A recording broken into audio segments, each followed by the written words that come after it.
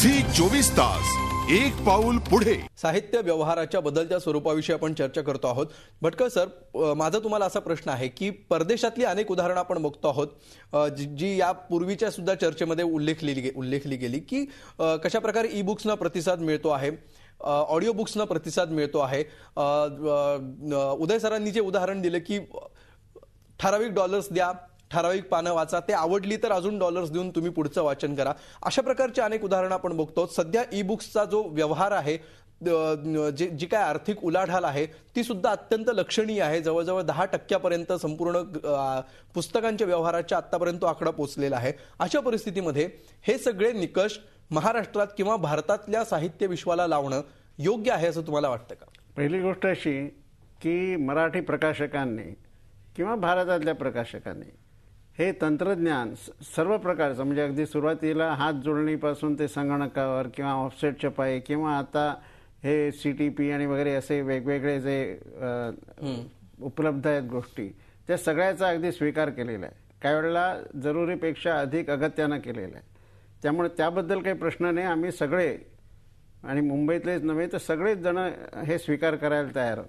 त्याचा खरोखर किती परिणाम होणार आहे हे आपण पाहतो.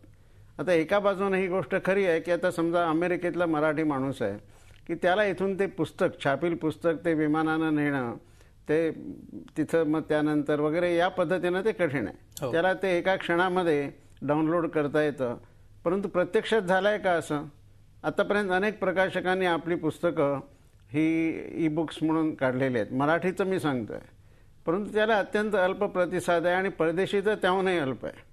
बरं, हां, मग त्यातल्या त्यात इथं काही प्रमाणात असेल, पण तोही अतिशय लहान प्रमाणावर. ज्यांनी अगदी मन लावून असे प्रयत्न केलेले आहेत त्यांनी मला सांगितलेलं आहे की आत्तापर्यंत तरी त्याला फारसं यश नाही. पण मी ते धरत नाही. ते का नाही याचा विचार केला पाहिजे, आणि झालं यशस्वी तर कोणालाच वाईट वाटायचं कारण नाही. फक्त त्यामुळे काय होणार आहे आपण पाहणार आहोत.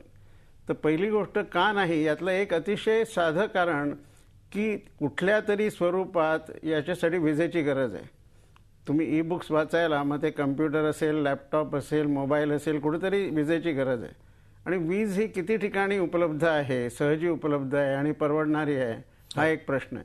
त्यामुळे आपण संबंध देशाचा विचार करताना किती जणांना ही शक्यता आहे हा एक विचार केला पाहिजे.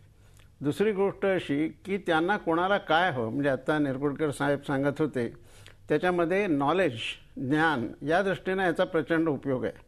म्हणजे तर डिक्विन्सीनं literature of knowledge and literature of power असा फरक केलेला आहे. तर लिटरेचर ऑफ नॉलेज जो आहे त्यासाठी या सगळ्या विविध गोष्टींचा खूपच उपयोग होईल. परंतु लिटरेचर ऑफ पॉवर जे आहे त्यासाठी एक वेगळी मनोवृत्ती लागते. ती मनोवृत्ती कशी जागवायची हा खरा प्रश्न आहे. आता पाटकरांनी सांगितलं की खूप लोक वाचत आहेत, पण माझा अनुभव मी सांगतो की 1952 साली मी जेव्हा सुरुवात केली त्यावेळेला भारताची लोकसंख्या आणि साक्षरता आणि आत्ताची लोकसंख्या आणि साक्षरता लक्षात घेतली तर दसपट वाचक असायला पाहिजे. तर दसपट पुस्तकं जातात का?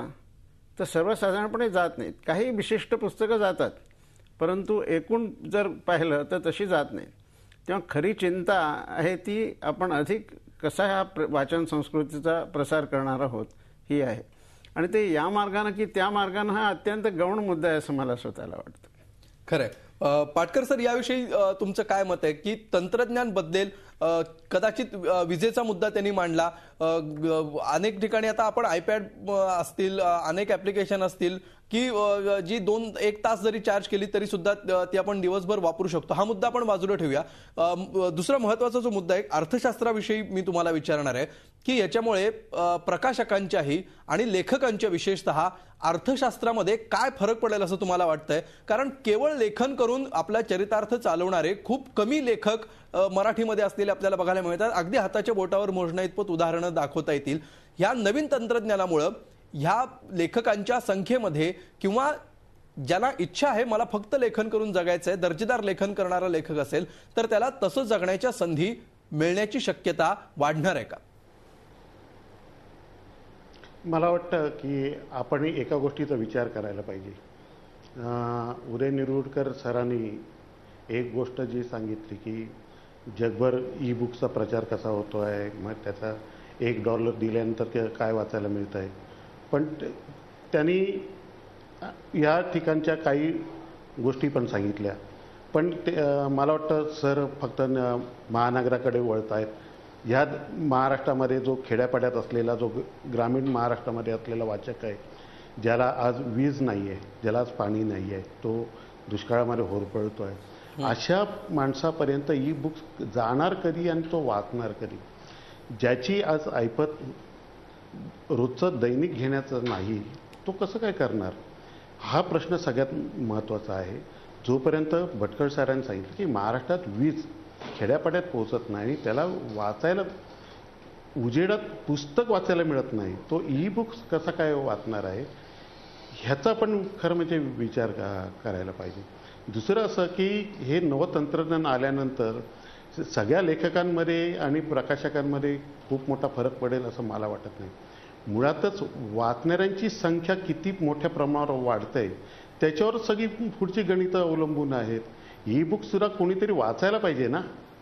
ते वाचणं जोपर्यंत वाढत नाही आणि त्यासाठी आपण सर्वांनी सामुदायिक प्रयत्न करत नाही, तेव्हा छापील पुस्तकं काय किंवा ई बुक काय, म्हणजे ज्यांनी ई बुक्स काढलेली आहे ते आज फक्त काय करतायत की पूर्वीची प्रकाशित झालेली पुस्तकं आहेत ती ई बुक्स म्हणून लोकांसमोर आणतायत आणि त्यांचा अनुभव फारच कटू आहे. म्हणजे भटकळ सर एका ठिकाणी कार्यक्रमाचे निमंत्रक असताना ज्या प्रकाशकांबरोबर चर्चा झाली आणि तिथे ई बुक्स निर्मिती करणारे जे लोक होते त्यांनीच सांगितलं की ई बुक्स जात नाही आहेत.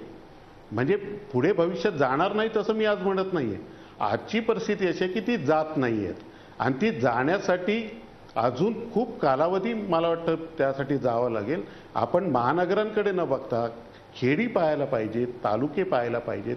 आणि सर जे म्हणाले की 19 जिल्ह्यामध्ये आज पुस्तकाची दुकानं नाही आहेत, पण त्याचबरोबर आपण असं म्हणूया की उरलेल्या ठिकाणी पुस्तकांची दुकानं आहेत आणि ह्या व्यवसायामध्ये आलेली नवी पिढी खूप चांगल्या तऱ्हेने हा व्यवसाय करते आणि पुस्तकं लोकांपर्यंत जात आहेत. आज जवळजवळ 12 ग्रंथ प्रदर्शक असे आहेत की ज्यांनी खेड्यापाड्यात ही पुस्तकं नेल्यामुळे आज वाचणाऱ्यांची संख्या लक्षणीय वाढलेली आहे. भटकळ सरांनी काही म्हटलं तरी खऱ्या अर्थाने ही संख्या वाढलेली आहे आणि तुम्ही झी 24 तास एक पाऊल पुढे.